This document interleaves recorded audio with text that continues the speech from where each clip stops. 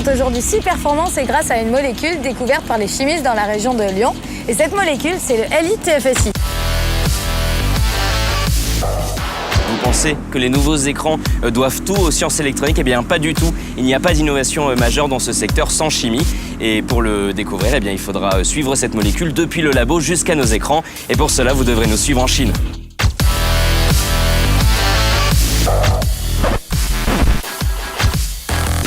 Avant de partir en voyage, nous sommes attendus dans le laboratoire où a été créé le LiTFSI.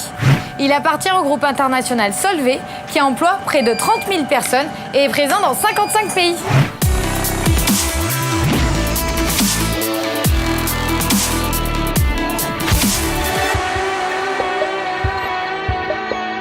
Alors Stéphane, sur cet écran, on retrouve la molécule LiTFSI, une molécule qu'on retrouve sur le film plastique que vous avez dans les mains. Exactement, dans ce film-là, il y a eu du LiTFSI. Il se trouve en fait dans le sandwich d'une dizaine de feuilles microniques qui constituent les écrans plats de nos ordinateurs portables, smartphones et autres tablettes. Et c'est un des éléments qui permet à nos écrans de fonctionner le plus longtemps possible. Et justement, le LiTFSI, quelles sont ses propriétés ?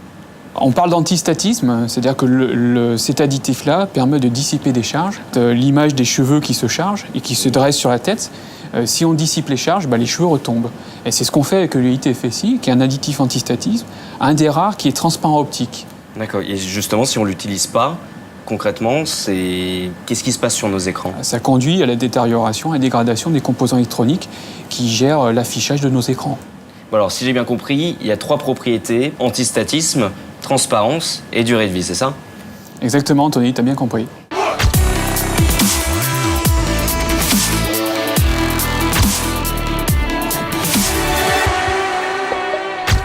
Le LiTFSI, le voici. Cette poudre blanche qui contient et du lithium et du fluor est difficile à fabriquer parce qu'il faut absolument contrôler l'atmosphère dans laquelle elle est faite. Je vais en verser dans ce petit cristallisoire et vous allez voir qu'en quelques minutes, il absorbe l'humidité qui est contenue dans l'air et il va devenir petit à petit de plus en plus liquide à cause de cette eau. Donc ça montre que c'est très difficile de le manipuler. Exactement.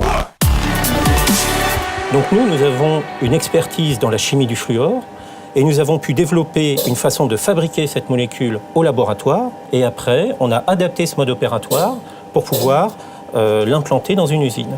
Ici, nous sommes en atmosphère complètement contrôlée, où l'on voit bien que le LiTFSI reste une belle poudre qui garde ainsi toutes ses propriétés. Aujourd'hui, le LiTFSI est sorti de son laboratoire pour aller conquérir le monde industriel. Une histoire qui se poursuit en Chine, alors direction l'aéroport.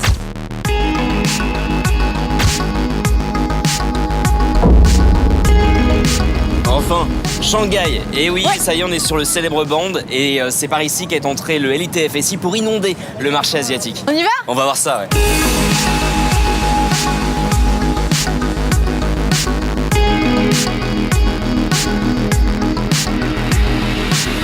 Donc là, je suis en train de dessiner le LiTFSI. Hop, voilà. Donc c'est cette molécule. Elle possède 6 atomes de fluor. Le fluor, c'est l'élément le plus électronégatif de tous les atomes. Électronégatif. Électronégatif, ça veut dire qu'il porte une charge négative sur lui. Il y a une charge positive sur le carbone et une charge négative sur le fluor. Ok. Le fluor, il tire les électrons vers lui. Ah, c'est sympa ça. C'est bon, t'as tout compris ? Tout compris.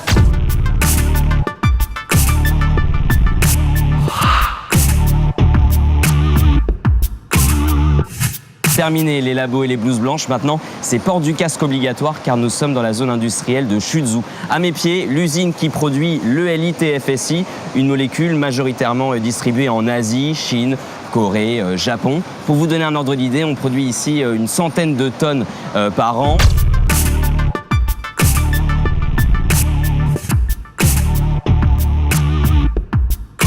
Le LiTFSI est emballé comme n'importe quel produit industriel et il est prêt à partir.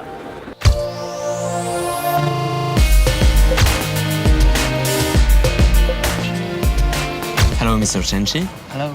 What is really your mission? My work responsibility is to provide technical support to customer in Asia. We visit the customer regularly with business people to know what they want and what they need. It's a question of reactivity. Yes. Yeah, do you mind if we go to see customers with you? Of course, no. Okay, let's go. Let's go.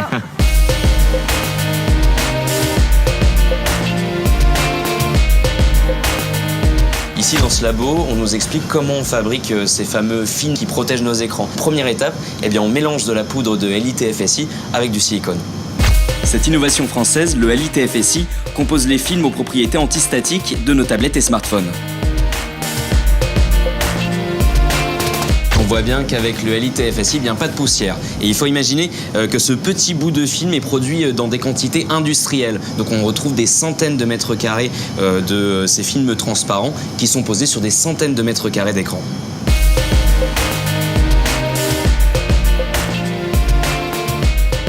Do you think that it is possible to do innovation without chemistry? Oh, that will be very difficult because every day we are dealing with chemistry. Whatever you eat, whatever you use is important for our daily life and also important for our innovation. Thank you very much. You're welcome.